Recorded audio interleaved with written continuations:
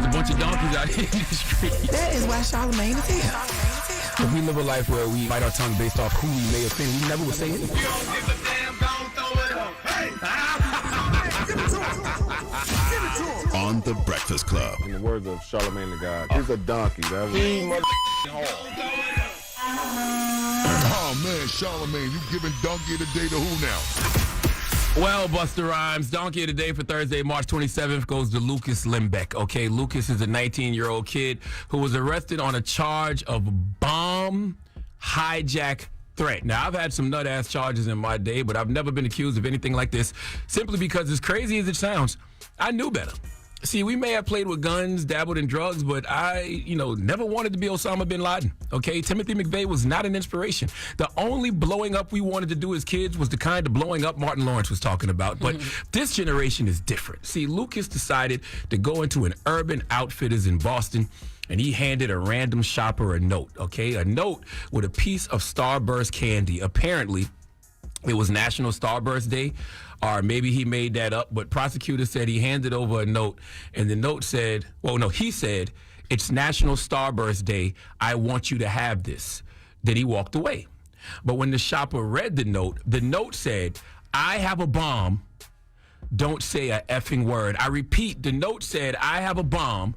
Don't say a effing word." Now, I'm sure this would be a stressful experience for anyone, anywhere in America to receive a note like this.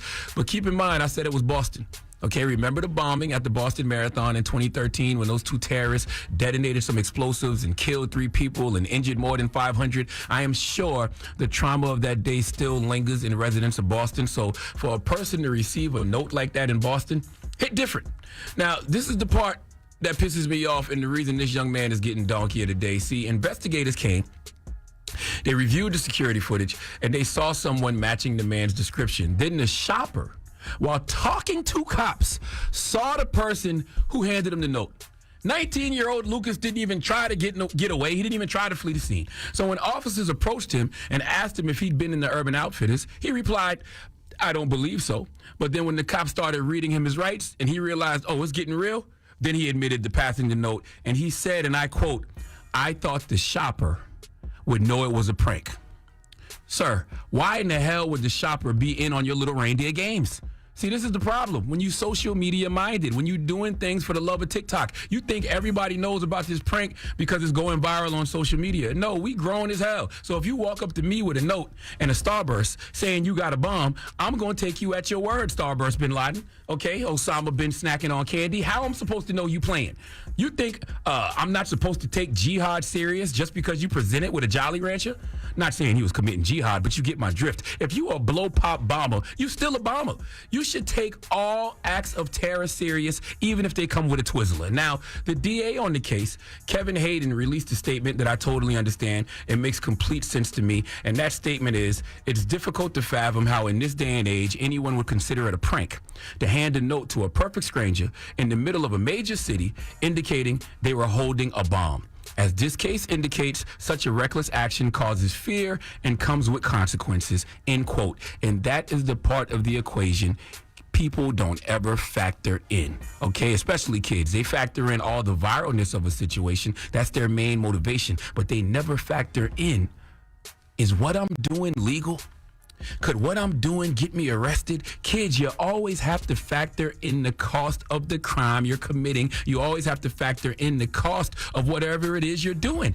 Can you afford to go to jail? Can you afford a lawyer? Can you afford bail? Because those followers you try to impress on social media, they're not going to bail you out. And furthermore, what's funny about the prank? To the people who be walking up on folks in the store and they be throwing stuff on them and asking silly questions, nothing brings me more joy than when the person they playing with swings on them. Because y'all don't even be funny. Now, this 19-year-old kid has a charge of bomb hijack threat, which in Boston can get you no less than 3 years, no more than 20 years. And it wasn't immediately clear if he had an attorney who could speak to his arrest, a.k.a. he probably can't afford one. Please give Lucas Limbeck the sweet sounds of the Hamiltons. You are the donkey of the day.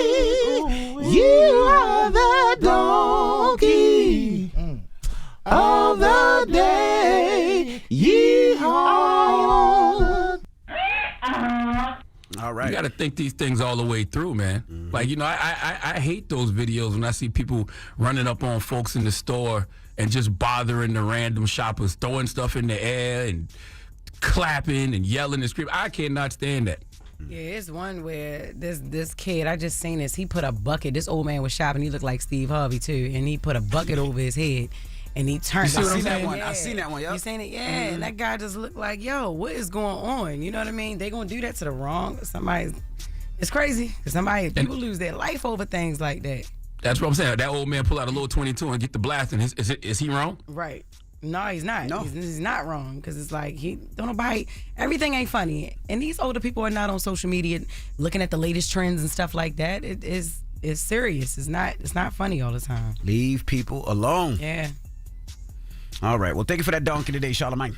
Donkey of the Day is sponsored by renowned personal injury attorney Michael the Bull Lamonsoff. Don't be a donkey when you need a fighter on your side. If you're ever injured, go to michaelthebull.com. That's michaelthebull.com. And when you mess with the bull, you get the horns. Wake that ass up. Early in the morning. The Breakfast Club.